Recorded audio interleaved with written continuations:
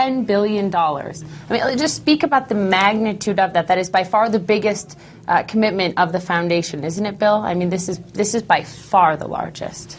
That's right. We've been spending a lot on vaccines.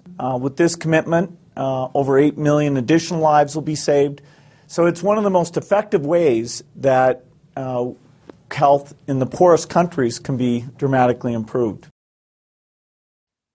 In January of 2010, Bill and Melinda Gates used the World Economic Forum at Davos to announce a staggering $10 billion commitment to research and develop vaccines for the world's poorest countries, kicking off what he called a decade of vaccines.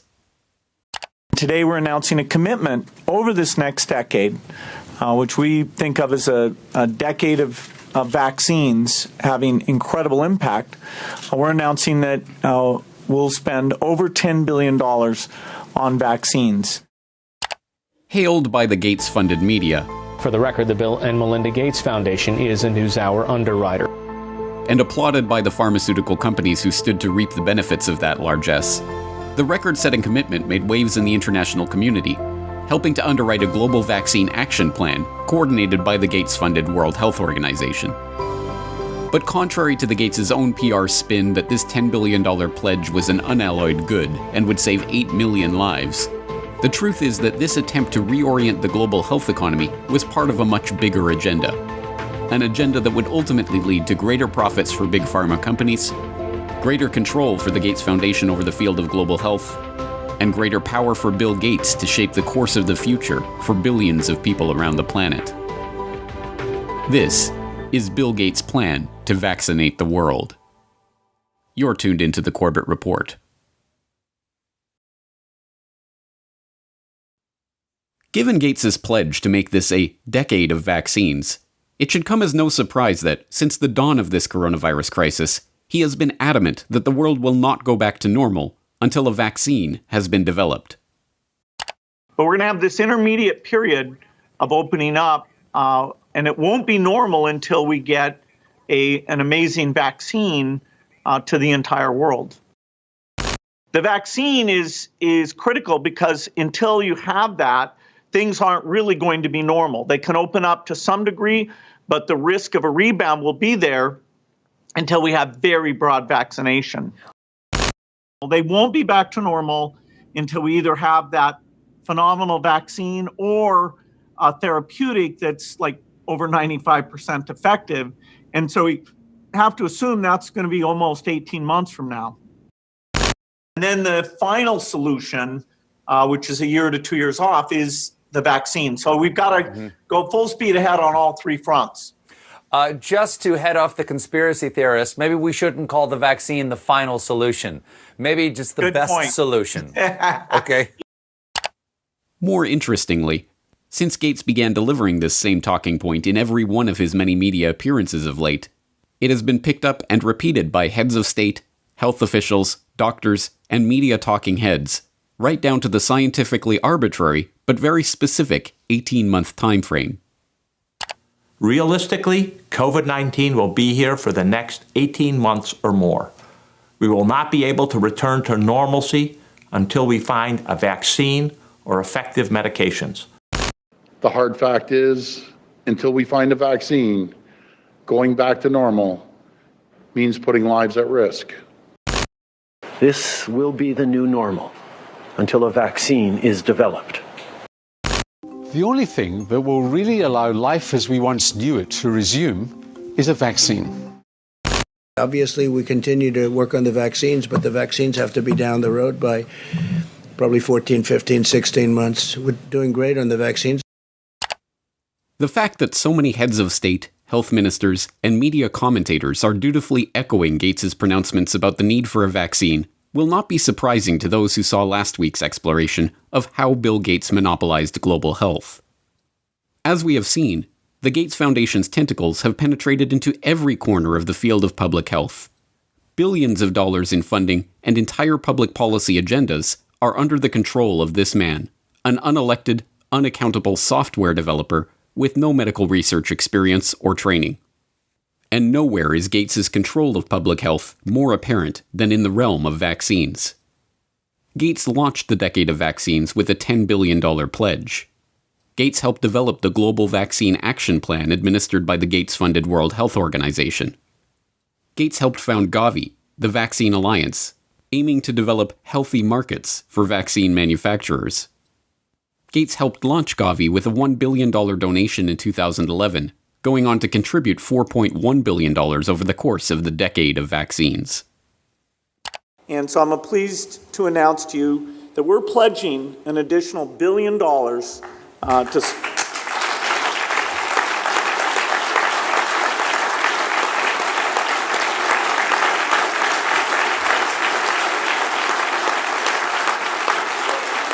Thank you.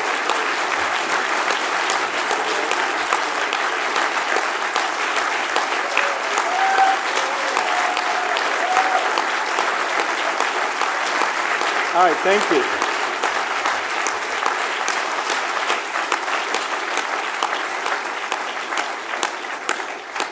It's not every day we give away $1 billion. One of the Gates Foundation's core funding areas is vaccine development and surveillance, which has resulted in the channeling of billions of dollars into vaccine development, a seat at the table to develop vaccination campaigns in countries around the globe, and the opportunity to shape public thinking about Bill Gates' pet project of the past 5 years, preparing rapid development and deployment of vaccines in the event of a globally spreading pandemic. If anything kills over 10 million people in the next few decades, it's most likely to be a highly infectious virus. Whether it occurs by the quirk of nature or at the hand of a terrorist, epidemiologists show through their models that a respiratory spread pathogen would kill more than 30 million people in less than a year. And there is a reasonable probability of that taking place in the years ahead. Many high-profile personalities have been gathering at this year's World Economic Forum in Davos, which aims to discuss and deal with the globe's most pressing issues.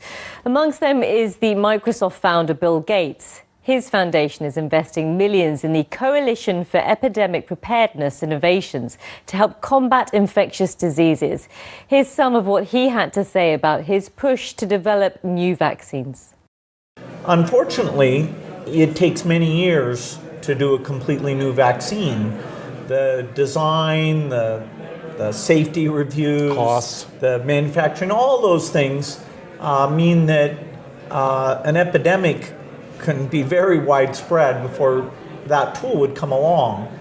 And so after Ebola, the global health community talked a lot about this, including a new type of vaccine platform called DNA-RNA that should speed things along. And so this Coalition for Epidemic Preparedness Initiative, CEPI, is 3 countries, Japan, Norway, Germany, and 2 foundations, Wellcome Trust, who we work with on a lot of things, and our foundation, Gates Foundation, coming together to fund actually trying to use that platform and make some vaccines, and so that would help us in the future. We know vaccines can protect us. We just need to be better prepared. So let's come together. Let's research and invest. Let's save lives. Let's outsmart epidemics.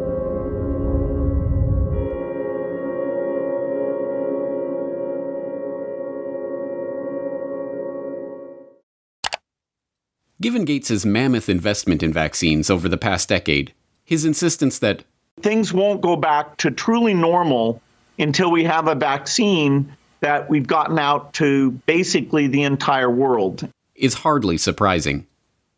What should be surprising is that this strangely specific and continuously repeated message, that we will not go back to normal until we get a vaccine in 18 months, has no scientific basis whatsoever. Medical researchers have already conceded that a vaccine for SARS-CoV-2 may not even be possible, pointing to the inability of researchers to develop any kind of immunization against previous coronavirus outbreaks like SARS or MERS. But even if such a vaccine were possible, serious concerns remain about the safety of developing, testing, and delivering such an amazing vaccine to the entire world in this remarkably short time frame. Even proponents of vaccine development openly worry that the rush to vaccinate billions of people with a largely untested experimental coronavirus vaccine will itself present grave risks to the public. One of these risks involves disease enhancement. It has been known for over a decade that vaccination for some viral infections, including coronaviruses, actually enhances susceptibility to viral infection or even causes infections in healthy vaccine recipients. Now, the issue of safety, something that I want to make sure the American public understand. It's not only safety when you inject somebody and they get maybe an idiosyncratic reaction, they get a little allergic reaction, they get pain. There's safety associated. Does the vaccine make you worse? And there are diseases in which you vaccinate someone, they get infected with what you're trying to protect them with, and you actually enhance the infection. This is no mere theoretical risk. As researchers who were trying to develop a vaccine for the original SARS outbreak discovered, the vaccine actually made the lab animals subjected to it more susceptible to the disease. One of the things that we're not hearing a lot about is the unique potential safety problem of coronavirus vaccines. This was first found in the early 1960s with the respiratory syncytial virus vaccines, and it was done here in Washington with the NIH and Children's National Medical Center, that some of those kids who got the vaccine actually did worse.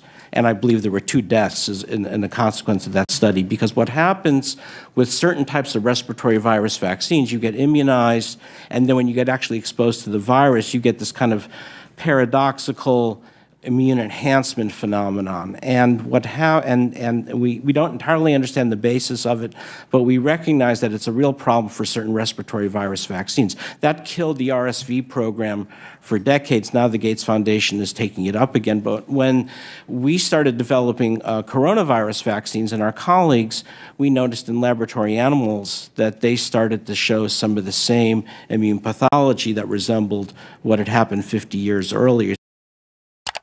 This specific issue regarding coronavirus vaccines is exacerbated by the arbitrary and unscientific 18-month time frame that Gates is insisting on for the vaccine's development. In order to meet that deadline, vaccine developers are being urged to use new and largely unproven methods for creating their experimental immunizations, including DNA and mRNA vaccines. For a self-described wartime president, victory over COVID-19 equals a vaccine. I hope we're going to have a vaccine, and we're going to fast-track it like you've never seen before. Adding Trump-style branding, the administration launched Operation Warp Speed, a multi-billion-dollar research and manufacturing effort to shorten the typical year-plus vaccine development timeline. We're going to start ramping up production with the companies involved. And you do that at risk. In other words, you don't wait until you get an answer before you start manufacturing. You, at risk, proactively start making it, assuming it's going to work. You're thinking 18 months, even with all the work that you've already done to this point and the planning that you are taking with lots of different potential vaccinations and building up for that now? Yeah, so there's an approach called RNA vaccine that people like Moderna, CureVac, and others are using, that in 2015 we'd identified that as very promising for pandemics and for other applications as well. And so if everything goes perfectly with the RNA approach, we could actually beat the 18 months. We don't want to create unrealistic expectations. So the concept of an RNA vaccine is, let's inject the RNA molecule that encodes for the spike protein. It's making your cell do the work of creating this viral protein that is going to be recognized by your immune system and trigger the development of these antibodies. Our bodies won't make a full-fledged infectious virus, they'll just make a little piece and then learn to recognize it and then get ready to destroy the virus if it then later comes and invades us. It's a relatively new, unproven technology, and there's still no example of an RNA vaccine that's been deployed worldwide in the way that we need for the coronavirus. There's the possibility for unforeseen adverse effects. So this is all new territory. Whether it would elicit protective immune response against this virus is just unknown right now. Rushing at warp speed to develop a new vaccine using experimental technology and then mass-producing and delivering billions of doses to be injected into basically the entire world before adequate testing is even done amounts to one of the most dangerous experiments in the history of the world, one that could alter the lives of untold numbers of people. That an experimental vaccine, developed in a brand new way and rushed through with a special shortened testing regime, should be given to adults, children, pregnant women, newborn babies, and the elderly alike, would be, in any other situation, unthinkable. To suggest that such a vaccine should be given to the entire planet would have been called lunacy mere months ago. But now the public is being asked to accept this premise without question. Even Gates himself acknowledges the inherent risks of such a project. But his concern is not for the lives that will be irrevocably altered in the event that the vaccines cause damage to the population. Instead, he is more concerned that the pharmaceutical companies and the researchers are given legal immunity for any such damage. If we have, 1 in 10,000 side effects, that's, way more, 700,000, people who will suffer from that. So really understanding the safety at gigantic scale across all age ranges, pregnant, male, female, undernourished, existing comorbidities, it's very, very hard. And that actual decision of, okay, let's go and give this vaccine to the entire world, governments will have to be involved because there will be some risk and indemnification needed before that can be decided on. As we have already seen, in the arena of global health, what Bill Gates wants is what the world gets. So it should be no surprise that immunity for the big pharma vaccine manufacturers and the vaccination program planners is already being worked on. In the US, the Department of Health and Human Services issued a declaration that retroactively provides liability immunity for activities related to medical countermeasures against COVID-19, including manufacturers, distributors, and program planners of any vaccine used to treat, diagnose, cure, prevent, or mitigate COVID-19. The declaration was issued on March 17th, but retroactively covers any activity back to February 4th, 2020, the day before the Bill and Melinda Gates Foundation announced an emergency $100 million to fund treatment efforts and to develop new vaccines for COVID-19. The plan to inject everyone on the planet with an experimental vaccine is no aberration in Bill Gates' envisioned decade of vaccines. It is its culmination. The decade of vaccines kicked off with a Gates-funded $3.6 million observational study of HPV vaccines in India that, according to a government investigation, violated the human rights of the study participants with gross violations of consent and failed to properly report adverse events experienced by the vaccine recipients. After the deaths of 7 girls involved in the trial were reported, a parliamentary investigation concluded that the Gates-funded Program for Appropriate Technology in Health, or PATH, which ran the study, had been engaged in a scheme to help ensure healthy markets for GlaxoSmithKline and Merck, the manufacturers of the Gardasil and Cervarix vaccines that had been so generously donated for use in the trial. Had PATH been successful in getting the HPV vaccine included in the universal immunization program of the concerned countries, this would have generated windfall profit for the manufacturers by way of automatic sale, year after year, without any promotional or marketing expenses. It is well known that once introduced into the immunization program, it becomes politically impossible to stop any vaccination.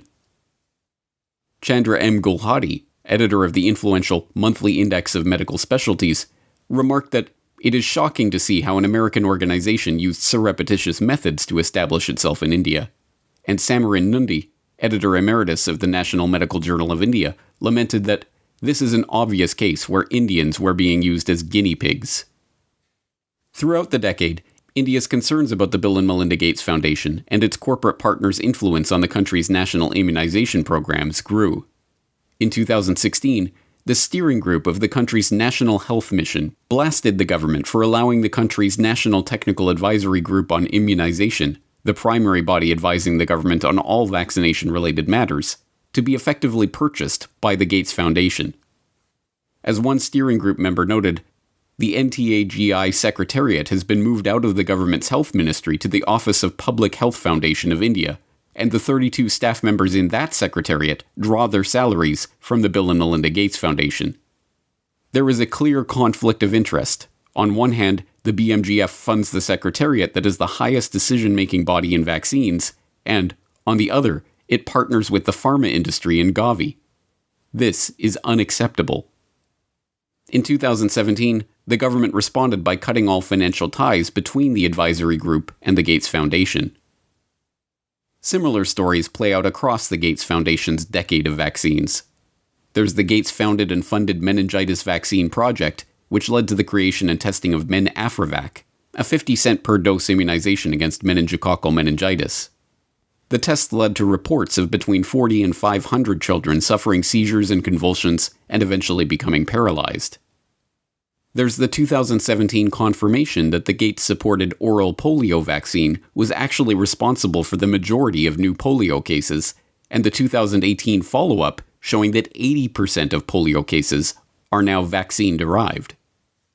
There's the 2018 paper in the International Journal of Environmental Research and Public Health concluding that over 490,000 people in India developed paralysis as a result of the oral polio vaccine between 2000 and 2017. There's even the WHO's own malaria chief, Dr. Arata Kochi, who complained in an internal memo that Gates's influence meant that the world's leading malaria scientists are now locked up in a cartel with their own research funding being linked to those of others within the group, and that the foundation was stifling debate on the best ways to treat and combat malaria, prioritizing only those methods that relied on new technology or developing new drugs. Kochi's complaint, written in 2008, highlights the most common criticism of the global health web that Gates has spun in the past 2 decades. That the public health industry has become a racket run by and for big pharma and its partners for the benefit of big business. At the time that Kochi was writing his memo, the executive director of the Gates Foundation's global health program was Tachi Yamada. Yamada left his position as chairman of research and development at GlaxoSmithKline to take up the position at the Gates Foundation in 2006, and left the foundation 5 years later to become chief medical and scientific officer at Takeda Pharmaceuticals. Yamada's replacement as head of Gates's global health program, Trevor Mundell, was himself a clinical researcher at Pfizer and Parke Davis, and spent time as head of development with Novartis before joining the foundation. This use of foundation funds to set public policy to drive up corporate profits is not a secret conspiracy. It is a perfectly open one. When the Center for Global Development formed a working group to develop a practical approach to the vaccine challenge, they concluded that the best way to incentivize pharmaceutical companies to produce more vaccines for the Third World was for governments to promise to buy vaccines before they were even developed. They titled their report, Making Markets for Vaccines. The project, Making Markets for Vaccines, was really designed to address a problem that's existed for a long time, which is insufficient research and development budgets as well as investment capacity in vaccine development and production for the Third World. How do you create better incentives to get the pharma community, the vaccine community, to produce products that are specifically dedicated for the developing world? Michael Kremer, a professor at Harvard, had been thinking about this problem for many years. He realized that if the rich countries of the world were to make a promise that they would buy a malaria vaccine if somebody produced it, that would give an incentive to the pharmaceutical industry to go and do the research and development needed to make one. But this idea was unfamiliar. No government had made a commitment to buy a product that didn't already exist.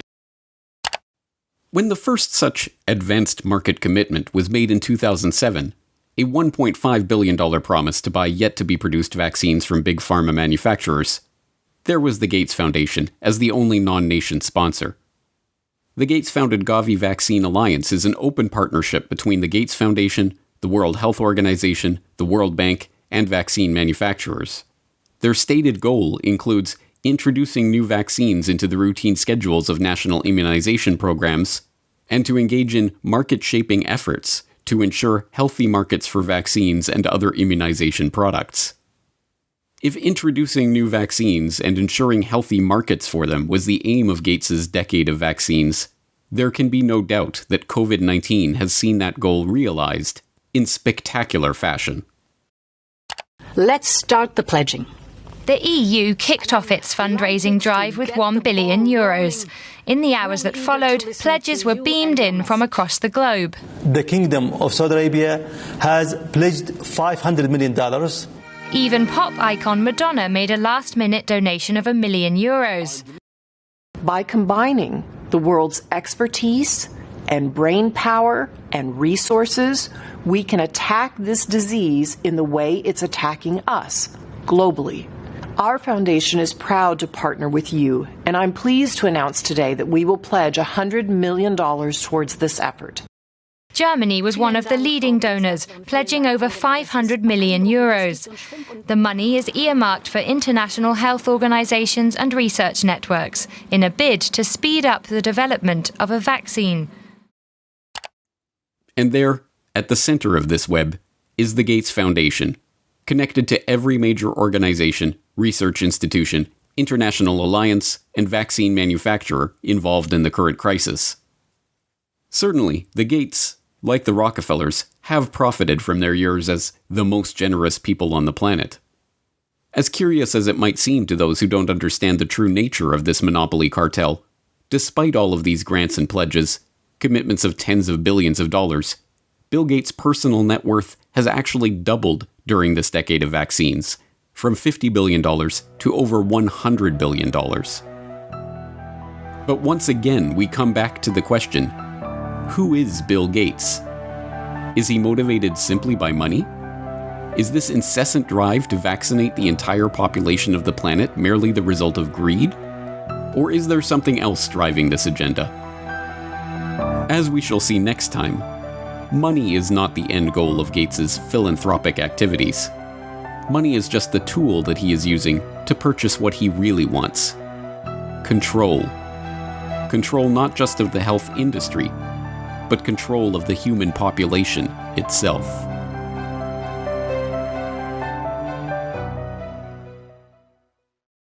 Next week on The Corbett Report. So Melinda and I wondered whether providing new medicines and keeping children alive, would that create more of a population problem? Researchers are now developing a vaccine that is delivered using a dissolvable patch called a microneedle array. In Gates's vision, these digital identities will be tied to all of our actions and transactions. Once you have that digital infrastructure, the whole way you think about government benefits can be done differently. And so it's too bad if somebody thinks that creates a privacy problem. Bill Gates and the population control grid.